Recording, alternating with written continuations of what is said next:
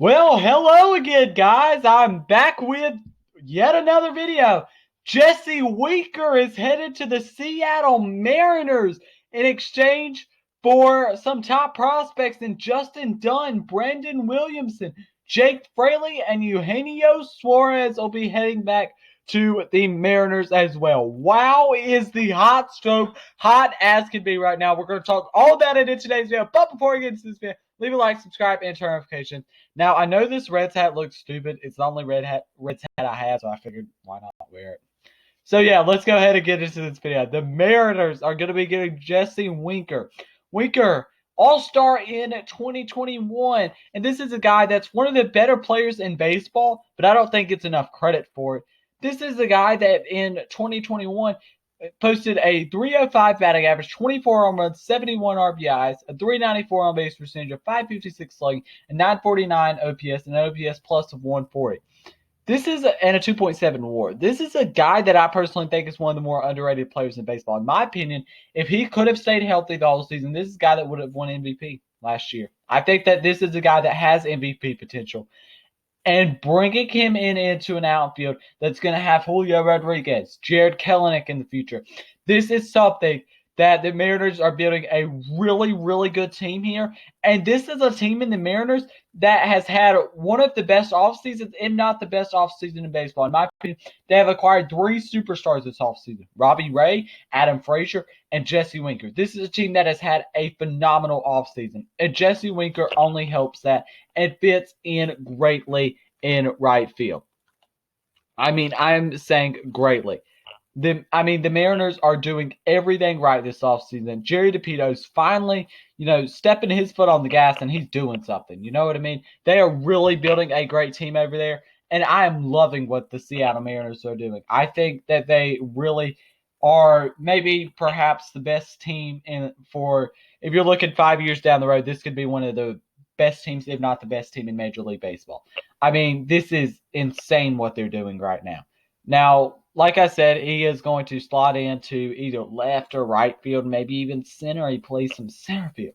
But wow, is this a great move. This is a move that already they have a very, very solid lineup. You already have players like Kyle Lewis who could have a breakout season, Jared Kelenic, Ty France, Mitch Haniger, Adam Frazier, J.P. Crawford already in there. And now you add Jesse Winker in there, along with a team that has a very good starting rotation as well. I mean, this is a team in the Mariners, like I said, that are building something great over there. And this is a star outfielder. He may be an only one-time All-Star, but wow. The Mariners will have to take on the $35 million of Eugenio Suarez. And Suarez has had some good moments in his career, too. He's not all been bad in his career. In 2021, he posted a 198 batting average with 31 home runs and 79 RBIs. I kind of compare him to the right-handed Joey Gallo, honestly. He's kind of more of a right-handed Joey Gallo, but this is still a guy that, if he could hit for a higher average, this is a guy that if he posted what he did in 2019, where he posted a 271 batting average, 49 home runs, 103 RBIs, this is a guy that could be really good.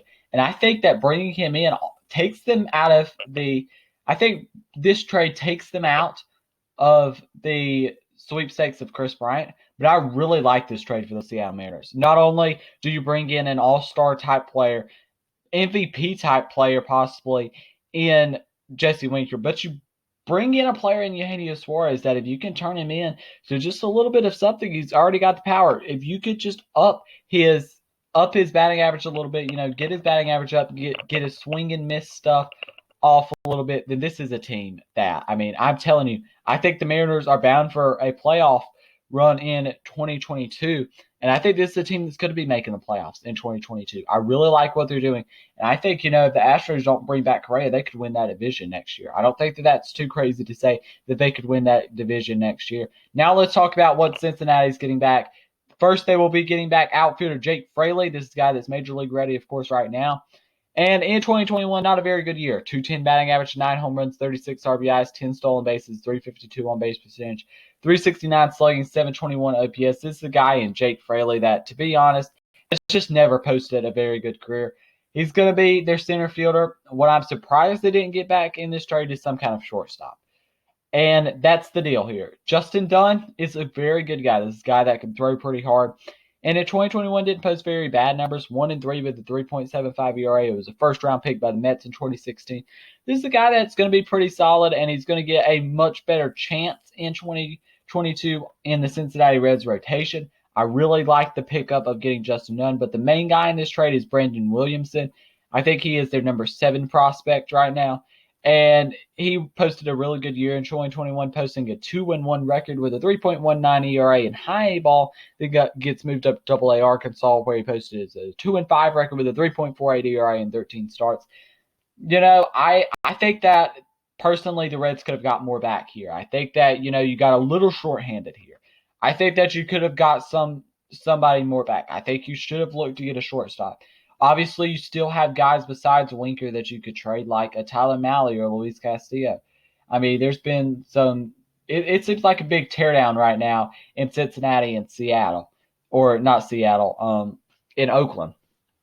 And this is a trade in which I like it a lot for the Mariners, but I'm not a big fan of it personally. For the just from the Red side, I just think you could have got more back here.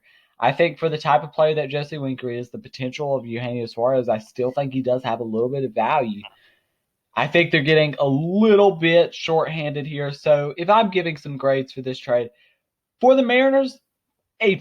This is a really good trade with a lot of potential. I don't think you have to give up that much either. Jake Fraley is a guy that, hasn't been that great.